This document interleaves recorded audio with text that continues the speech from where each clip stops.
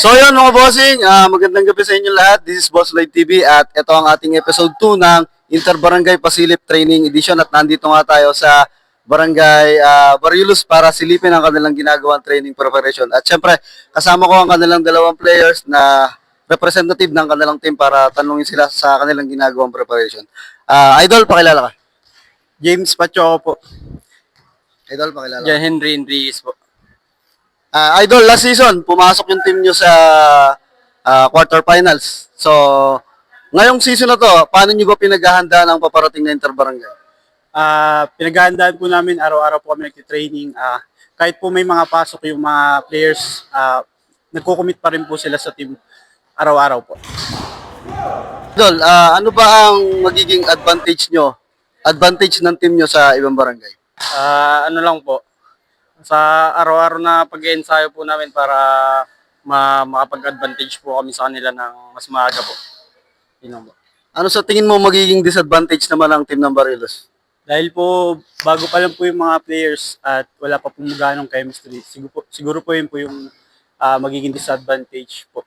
At kailangan po namin focusan po. Sa tingin mo ang barangay na pinaka-competitive ngayong season ng interbarangay? Ano po, landing po tsaka kitang. Yung mga varsity player ng LPU si Villegas.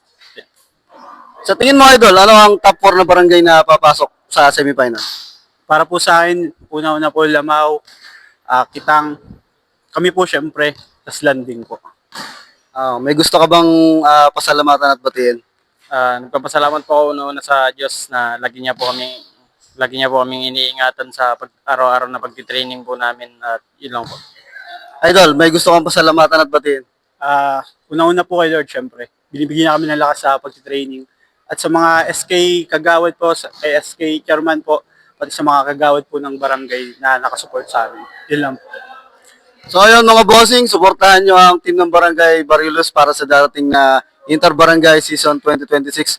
At kung napanood nyo tong video na to mga bossing, mag-follow, like, and share lang kayo at i-comment nyo lang sa baba kung sino ang susunod na gusto nyong barangay na mapasama sa episode 3. Yan, salamat Idol, salamat.